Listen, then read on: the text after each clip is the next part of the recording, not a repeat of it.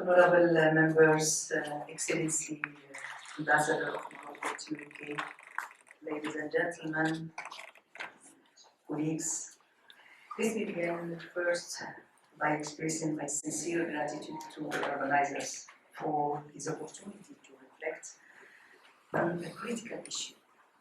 That one lies at the intersection of religious faith, public responsibility, and human rights in a rapidly changing world.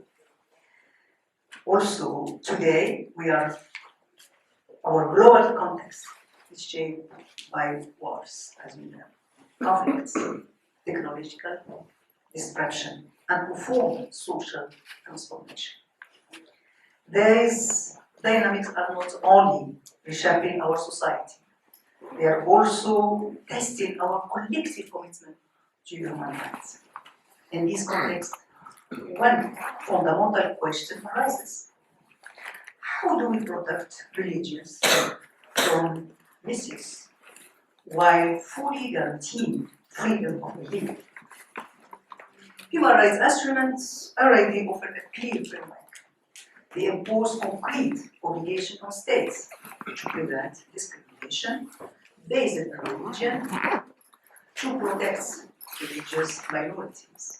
But beyond the legal standards, promoting human rights requires real and sustained action. It means identifying early signs of abuses of religions.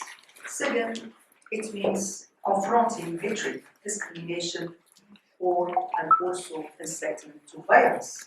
And above all, it means for me building societies where human rights values are deeply internalized.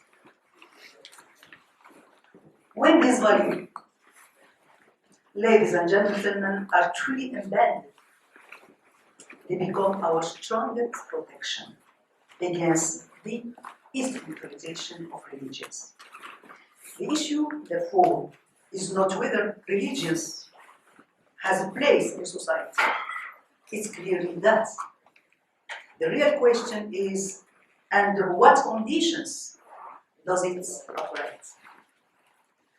Allow me, ladies and gentlemen, to share with you briefly Moroccan experience.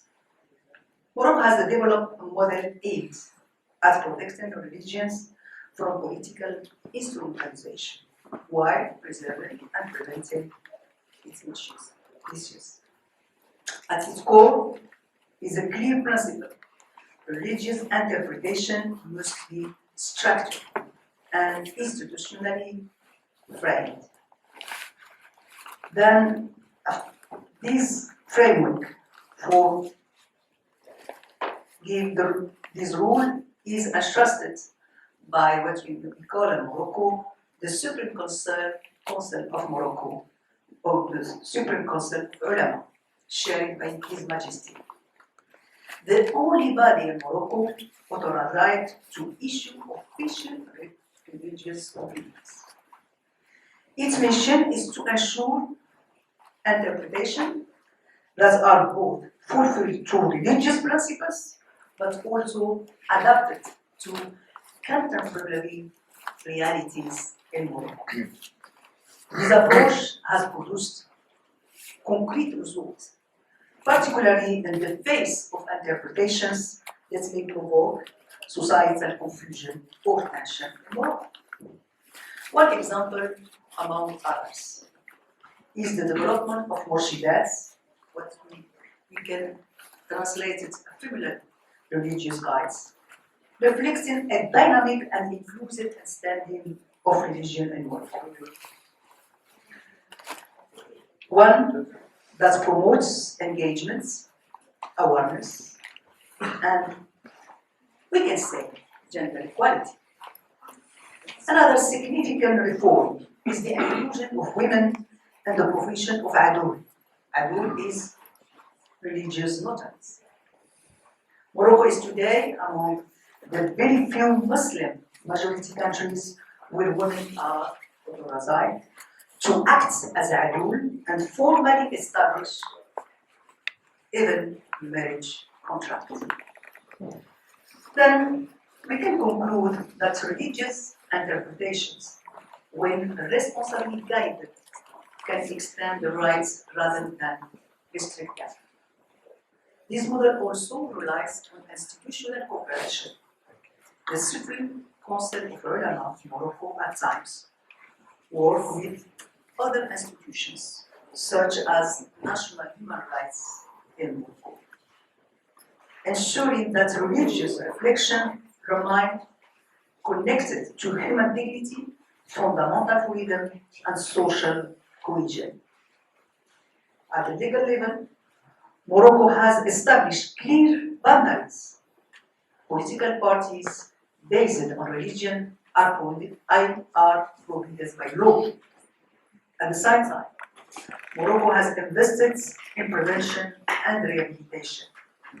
The Musalaha program, you can say reconciliation, supports the reintegration of individuals involved in extremism through legal awareness, human rights values and principles, psychological support, and the promotion of moderate understanding of religion as Moroccan approach.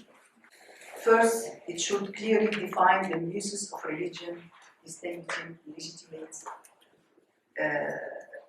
religious expression.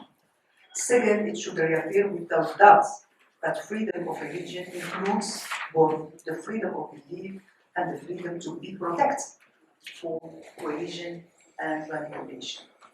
Third, it should establish a clear prohibition of the use of the religion as a tool to justify violence, exclusion, the most important, deny the fundamental rights. The fourth, also, it should recognize the responsibility of states to ensure that religious authority, when it exists, is applied within a framework that respects human rights and the rule of law. Fifth, it should encourage the development of institutional and educational mechanisms capable of preventing radicalization, including the promotion of credible, informed, and responsible religious discourse. Finally, this convention, if we work on, it should promote international cooperation to monitor, prevent, and respond to the transnational dynamics of religious extremism. This is not only a legal issue. It's a question of how we choose to organize the relationship between belief, power, and responsibility, public responsibility.